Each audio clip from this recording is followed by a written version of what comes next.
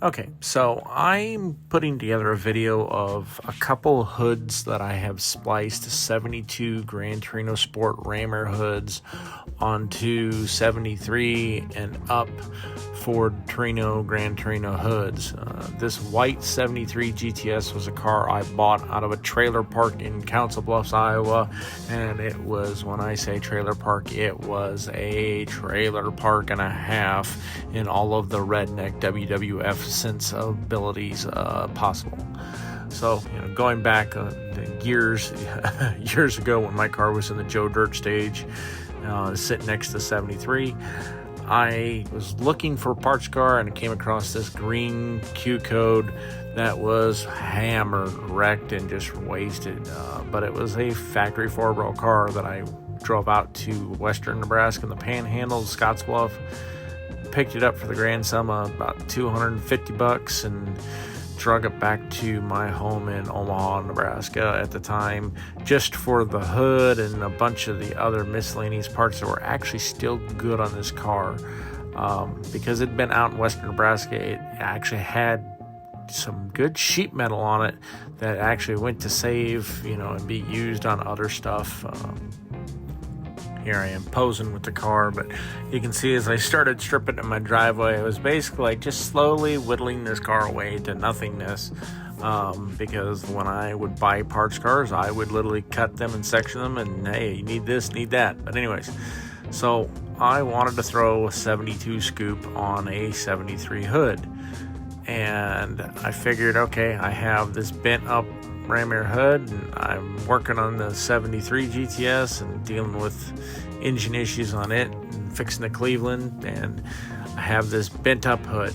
So I started sectioning the hood. I cut the entire skin off this one just to get an idea, and then I took the entire underskin section, the skeleton of the hood, so to speak, so I could get a feel for the bracing and see how it would match up to the hood.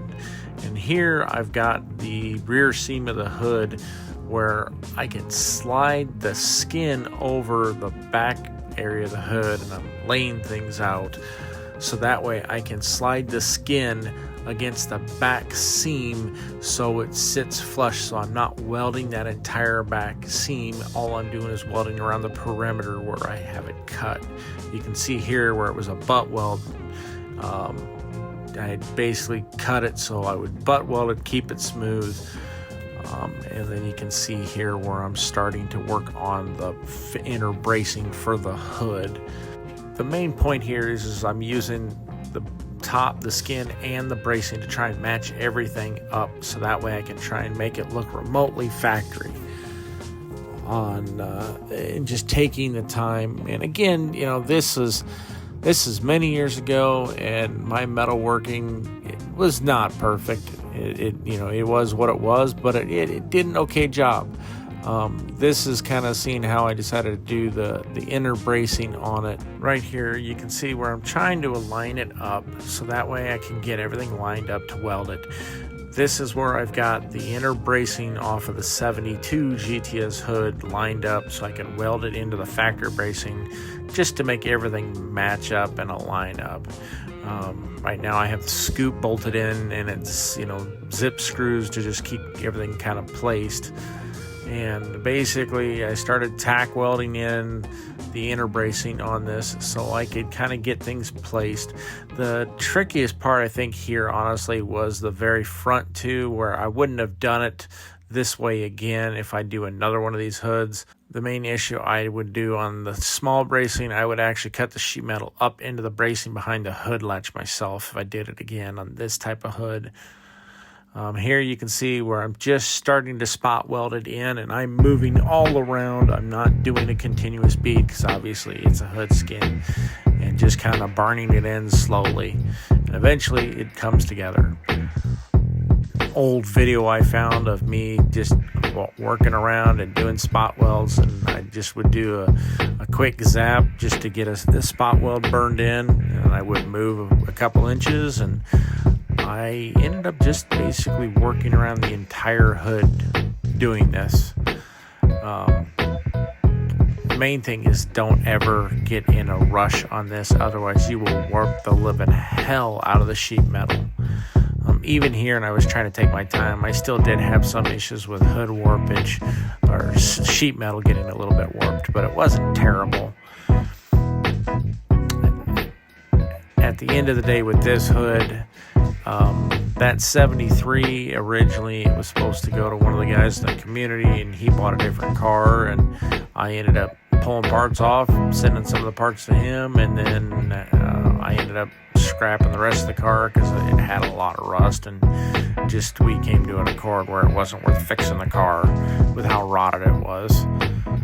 But a lot of the parts went to other cars, and that's what matters. But I'll just kind of let this finish out here and move on to hood number 2. So this here is hood number 2 that I did for one of the guys in the community back in 2017. He had a couple hoods that were roached on the structural. Hey John, I just wanted to do a quick video to kind of give you an idea of how I cut it. If you see, basically it's actually, honestly, I've got this thing cut maybe an inch from the lip for the scoop. This one I actually kept it fairly close, but hopefully this gives you an idea. I'm literally in the area where it dips down in the, where it right goes into the flat area of the hood. And then this is what I'm talking about on the back edge of the hood, how when you do the insert, you're using the back seam of the hood, so you're not welding back here, you're only welding up, over, and back. Okay, so here's the underskin of the hood. Just to kind of give you an idea, you can kind of see where the cuts are, basically about even with this hump here, come along here. And then what I did was I matched up the inner and outer pieces where it's cut here, along here, and then overlapped in here. And then I came up here and matched it into the factory bracing. And then once again, cut it so I leave stuff like that come along, and then it's layered right along here, come along and around, and seamed into that. Hopefully that helps you. So this is the start of doing the second hood. You can see here I'm drilling out the small spot welds at the very back of the hood scoop area, and then I am cleaning up the welds for the area where the scoop actually bolts into the center of the hood, showing where some of the spot welds are, and just drilling them out just enough so I can take my panel chisel and come in and pop the welds loose here.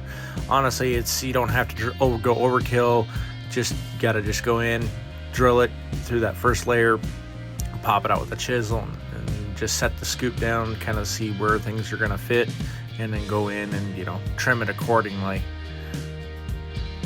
The main thing is just taking your time and figuring out what you actually need and what don't need, and then you just trim back the sheet metal to get where you're at, what's ideal.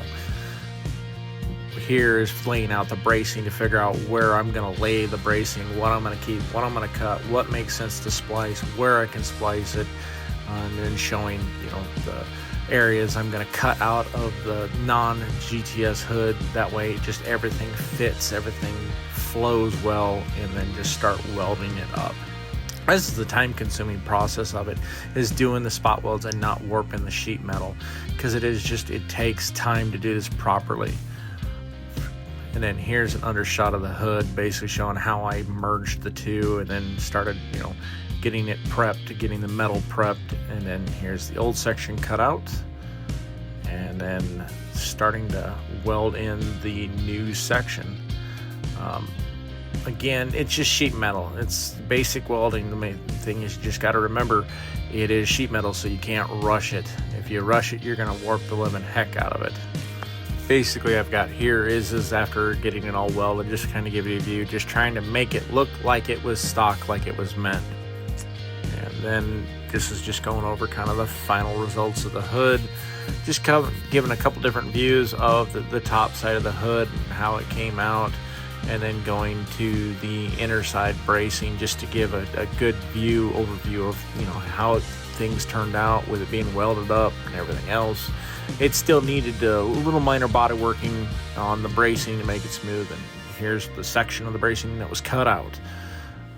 Overall, I mean, is it perfect? No, but you know, that's what extra metal work and doing a little bit of body work with some fiberglass filler and some small amount of body filler isn't going to hurt it underneath the hood.